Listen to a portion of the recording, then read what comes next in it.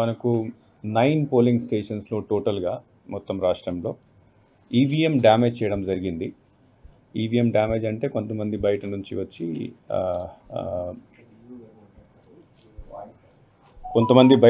వచ్చి అక్కడ లోపల వెళ్ళి ది మిస్హ్యాండిల్డ్ ద ఈవీఎంస్, కింద పడేశారు, కొట్టేశారు, డ్యామేజ్ చేశారు. దాంట్లో మెయిన్లీ మాచర్లలో 7 ఇన్సిడెంట్స్ జరిగినాయి. మాకు 12:30 ఆ రోజు 12:30 నుంచి 1:30 వరకు ఎన్ని ఇన్సిడెంట్స్ జరిగినాయి. దాంట్లో ఒక ఇన్సిడెంట్లో పోలింగ్ స్టేషన్ నెంబర్ 202లో, తర్వాత మిగతా అన్ని పోలింగ్ స్టేషన్ సంబంధించి మనము సీసీ కెమెరాస్ అక్కడ పెట్టడం జరిగింది, అంటే వెబ్ కాస్టింగ్ చేయడం జరిగింది. ఈ వెబ్ కాస్టింగ్ యాక్చువల్లీ దీనికి మెయిన్ ఉద్దేశం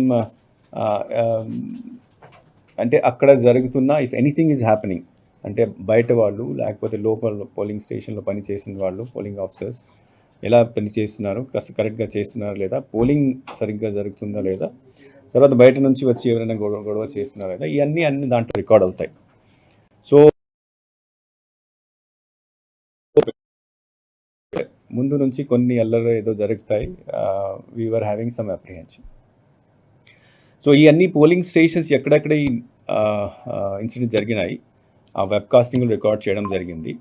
ఆ రికార్డ్ చేసిన తర్వాత 2 విషయాలు ఎలక్షన్ కమిషన్ చూస్తుంది. ఒకటి, అక్కడ మనము పోలింగ్ని కంటిన్యూ చేయొచ్చా లేదా. సెకండ్ థింగ్ ఈజ్ దట్ అక్కడ ఎవరు వచ్చి ఈ గొడవలు చేశారు వాళ్ళ మీద ఏం యాక్షన్ తీసుకోవాలి, ఎట్లా తీసుకోవాలి. సో ఫస్ట్ ఇష్యూకి వస్తే ఆ రోజు బెల్ ఇంజనీర్ వచ్చి ఇవన్నీ పోలింగ్ స్టేషన్లో చూసేసి అక్కడ డేటా భద్రంగా ఉంది, సెక్యూర్ ఉంది కాబట్టి అక్కడ పోలింగ్ కంటిన్యూ చేయడం జరిగింది కొత్త మెషిన్స్ పెట్టిన తర్వాత. సెకండ్ ఇష్యూ, అక్కడ ఎవరు వచ్చి గొడవ చేశారో వాళ్ళ మీద యాక్షన్ కోసం నెక్స్ట్ డే ఇట్ సెల్ఫ్ మన దగ్గర ఉన్న వెబ్ కాస్టింగ్ని ఇన్వెస్టిగేషన్ కోసం పోలీస్కి హ్యాండ్ ఓవర్ చేయడం జరిగింది. పోలీస్ కూడా దీని తర్వాత ఇన్వెస్టిగేషన్ స్టార్ట్ చేయడం జరిగింది. ఈ మధ్యలో సిట్ వచ్చింది. ఆ సిట్ వచ్చిన తర్వాత సిట్కి కూడా అన్ని నివేదికలు వాళ్ళు ఇచ్చారు. 20th ఆఫ్ దిస్ 20th మేని సబ్ ఇన్స్పెక్టర్ రెంట్ చింతాల ఆయన కోర్టులో మెమో దాఖలు చేయడం జరిగింది. ఆ మెమోలో he has mention that mister P Ramakrishna Reddy he has been mentioned as accused number 1.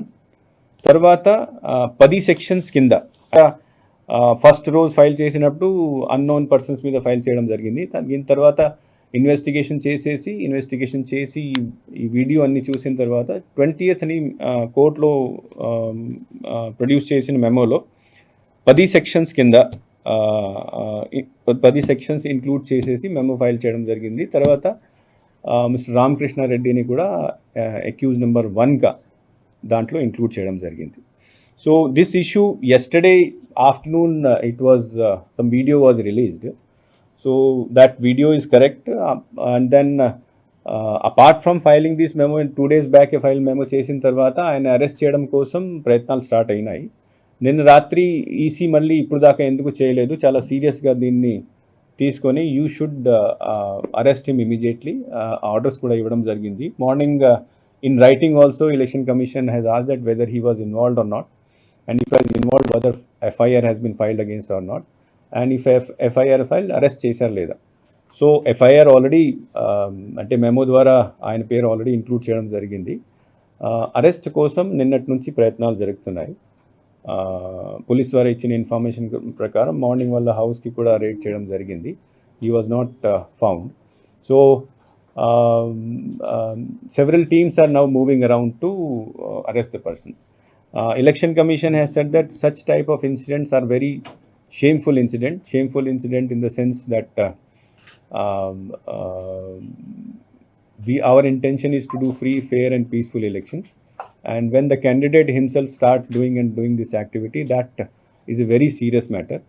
So stringent action should be taken. Stringent action ante as per the memo filed in the court against the accused number 1, 10 sections have been put against him, proposed against him.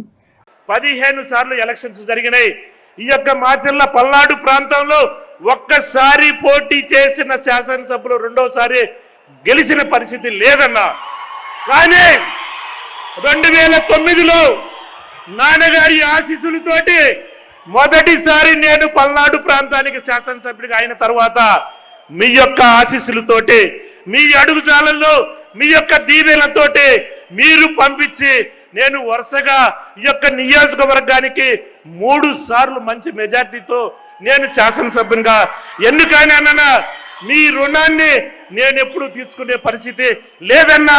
ఆనాడు శ్రీరాముడు హనుమంతుని ఎలా గుండెల్లో పెట్టుకున్నారు, నేను నా ఊపిరి ఉన్నంత వరకు మీ అంటే నడుస్తానన్నా, మిమ్మల్ని గుండెల్లో దాచుకుంటానన్నా. పల్నాడు ప్రాంత ప్రజలందరూ కూడా మీ అంట ఉంటామన్నా.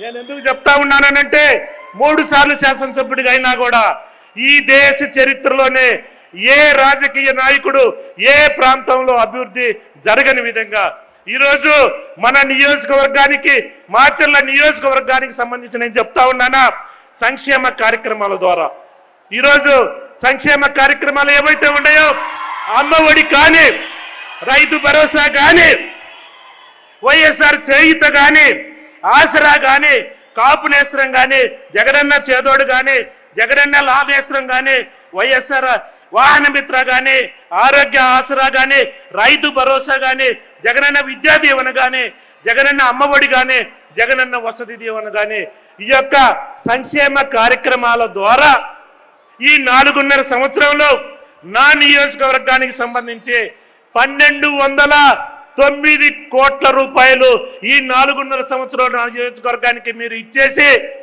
నియోజకవర్గంలో ఉండే ప్రతి పేద కుటుంబాన్ని మీరు ఆదుకున్నారన్నా.